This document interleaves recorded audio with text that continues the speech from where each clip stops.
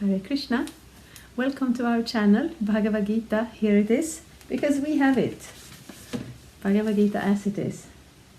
Translation and commentary by His Divine Grace A.C. Bhaktivedanta Swami Prabhupada, and my name is Latika. So we're reading the 12th chapter, Devotional Service. It is not a very long chapter, but it's quite significant, and today we will start with text 6 and 7. They are connected. Shri Guru Shri Juta Padakamalang. So Krishna has been very clear. He's definitely recommending the personal path of relating to Krishna directly through Bhakti Yoga. And let us see what more he has to say. Text 6 and 7, they are, sometimes they put two verses together, then we read them together.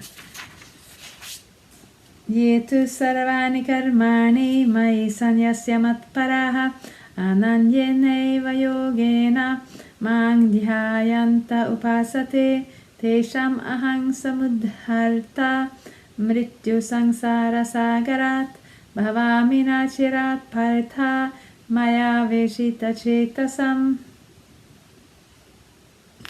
But those who worship me, giving up all their activities unto me, and being devoted to me without deviation, engage in devotional service and always meditating upon me, having fixed their minds upon me, O son of Partha, for them I am the swift deliverer from the ocean of birth and death. This is so poetic and beautiful. And I don't know if there's a picture here. Yeah, I don't find it, but I have seen this picture because sometimes we speak in parables. I'm not sure that this body is like a boat, and the instructions from the Vedas are like favorable wind, and the spiritual master is like the captain of the ship. But before we get on that ship, before we hear those, we are swimming in this ocean of repeated birth and death. But if we reach out to Krishna, then he can be the swift deliverer. So crossing an ocean, we cannot do it by swimming. It doesn't really matter how strong we are. It is too vast. So we need some help. So Krishna is very willing to help us, to swiftly deliver us from the ocean of birth and death. Purport. It is explicitly stated here that the devotees are very fortunate to be delivered very soon from material existence by the Lord. In pure devotional service, one comes to the realization that God is great and that the individual soul is subordinate to Him. His duty is to render service to the Lord, and if he does not, then he will render service to Maya. Yes. So it is not a problem to be a servant, because realistically we are always a servant. If we are not serving Krishna directly, we will serve something else. And if we think that we are free to just do whatever we please, generally that means we are the servant of our own senses. I think they have the expression, you should eat to live, you shouldn't live to eat.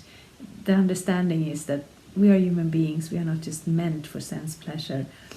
And when we practice spiritual life, this becomes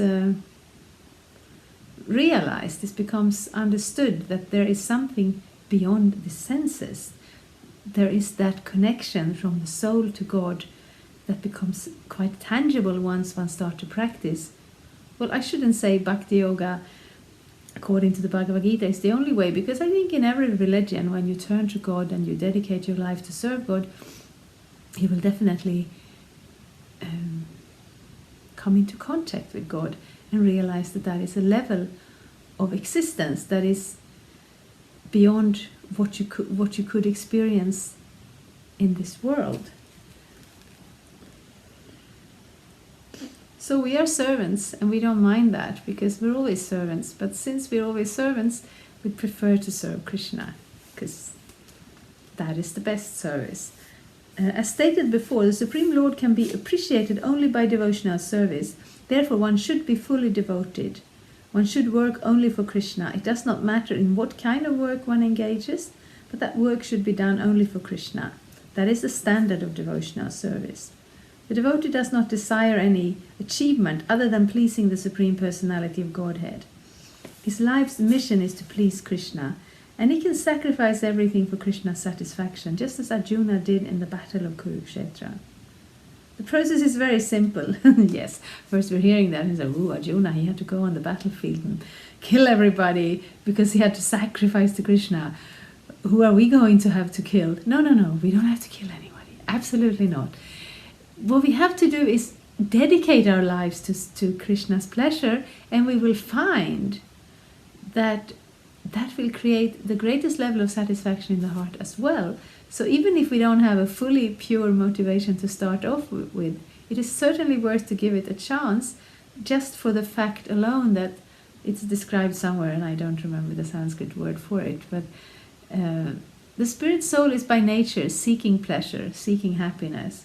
It is not natural to be unhappy, but everything else but pure spiritual realization will come with a certain amount of disturbance and unhappiness. But once one is again fixed in one's spiritual position, one will be again in contact with the soul's natural aspect of bliss. So we recommend that. Also, the process here, it is simple. One can devote himself in his occupation and engage at the same time in chanting Hare Krishna, Krishna Krishna, Hare Hare, Hare Rama, Rama Rama, Hare Hare. Yes, so that is the sacrifice for this age. Chanting Krishna's name, especially in the form of the Hare Krishna Maha Mantra. This is not very difficult. It is not costly. It is not problematic in any way. It's something we can do. So that is Krishna. He has given us a process we can actually do. The Supreme Lord herein promises that without delay he will deliver a pure devotee thus engaged from the ocean of material existence. Those who are advanced in yoga practice can willfully transfer the soul to whatever planet they like by the yoga process, and others take the opportunity in various ways. But as far as the devotee is concerned, it is clearly stated here that the Lord himself takes him. The devotee does not need to wait to become very experienced in order to transfer himself to the spiritual sky. Yes. Because as we have been hearing in the Bhagavad-gita, yoga is troublesome. Yoga is difficult. But the perfection of yoga, one of the perfections of yoga, is to be able to decide for yourself when you want to leave the body. You cannot live forever, but you can decide a time. And you can also focus on where you want to go. You can go to another planet for your next life. But a devotee does not spend a lot of time perfecting that process in order to achieve the desired destination after death. A devotee simply acts in the relationship to Krishna in this life and then trusts Krishna. Because that is like the one of the meanings of surrender. Surrender means that you give yourself to God, but it also means that you trust him. So you trust Krishna to take you back to him, or to give you one more life in this world, or to perform some service in one specific way. We don't want to come with any demands to Krishna, except that one demand. It's not even a demand, it's a prayer. My dear Lord, I would love to serve you. Please give me service. And that's how we start. That is the prayer of the Hare Krishna mantra. We ask for service, we develop more love, we want to serve Krishna more, and we feel a deeper level of satisfaction in the heart at every step. In the Varaha Purana, this verse appears: Nayami paramang sthanam archiradikatim vina garuda skandam aropya yathecham anivartitaha. The purport of this verse is that a devotee does not need to practice Ashtanga Yoga in order to transfer his soul to the spiritual planets. The responsibility is taken by the Supreme Lord himself. He clearly states here that he himself becomes the deliverer. The child is completely cared for by his parents, and thus his position is secure. Similarly, a devotee does not need to endeavor to transfer himself by yoga practice to other planets. Rather, the Supreme Lord, by his great mercy, comes at once, riding on his bird carrier Garuda, and at once delivers the devotee from material existence. Although a man who has fallen in the ocean may struggle very hard and may be very expert in swimming, he cannot save himself. But if someone comes and picks him up from the water, then he is easily rescued. Similarly, the Lord picks up the devotee from the material existence, from this material existence. One simply has to practice the easy process of Krishna consciousness and fully engage himself in devotional service. Any intelligent man should always prefer the process of devotional service to all other paths. So yes, this is a quite short chapter, but it's quite to the point. We're speaking about, like in a theoretical sense, or like the hypothesis, what is spiritual life? Is it something we should do or not? We've come a little further than that. Arjuna is now very dedicated. He has accepted Krishna, he has accepted Krishna's instruction, and yet he wants to know which process is the best. And Krishna comes to the very clear conclusion. He gives that very clear conclusion, all the reasons why. So if we read Bhagavad-gita, it is a good idea to accept Bhagavad-gita, because otherwise, why even bother? So Krishna spoke the Bhagavad-gita, and he's established the position of the soul and the position of Krishna himself and their connection. And now we hear, how do we achieve it? How do you realize it? And the path of Bhakti Yoga is recommended from every angle, and especially in this time where spiritual life is actually quite difficult, because the atmosphere is so full of everything else. It's quite difficult to have that focus. So let's take advantage of Krishna's offer and do that process that is the most direct. A child is completely cared for by his parents, and thus his position is secure. Similarly, a devotee does not need to endeavor to transfer himself by yoga practice to other planets. Rather, the Supreme Lord, I think I read this, he comes on Garuda and delivers the devotee. Although a man who has fallen in the ocean may struggle very hard and may be very expert in swimming, he cannot save himself. In the Narayaniya, this is confirmed as follows: Yavai sadhana sampati purushartha chatushtaye tayavina tarapnoti naro narayanashrayaha. The purport of this verse is that one should not engage in the different processes of fruitive activities or cultivate knowledge by the mental speculative process. One who is devoted to the Supreme Personality can attain all the benefits derived from other yogic processes, speculation, ritual, sacrifice, charities, etc. That is the specific benediction of devotional service. Yes, I'm sometimes afraid of being a little too simplistic, and because I can't see you. I cannot see how you are listening and how you are taking this in. But actually, I just want to repeat Krishna's words and Prabhupada's words. We are here now, we've read the Bhagavad-gita, we just want to know, okay, how can we do this? Krishna recommends this, what is the best way to do it? So, simply by chanting the holy name of Krishna, Hare Krishna, Krishna Krishna, Hare Hare, Hare Rama, Rama Rama, Hare Hare. A devotee of the Lord can approach the supreme destination easily and happily, but this destination cannot be approached by any other process of religion. So when we hear process of religion, we think dharma, we think, all that we heard here, fruitive activities, cultivation of knowledge, mental speculative process, rituals, sacrifices, charities, that they do something, they give us some leverage in this world, they give us some results.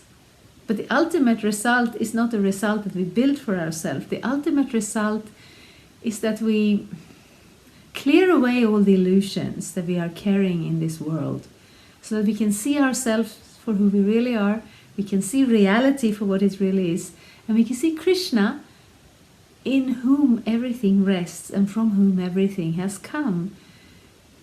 And that is such an elevated goal that it's quite amazing that a simple process such as this chanting of the Hare Krishna mantra, because mantras are powerful And if you studied something of the Vedas, you know there are mantras for all kinds of things. But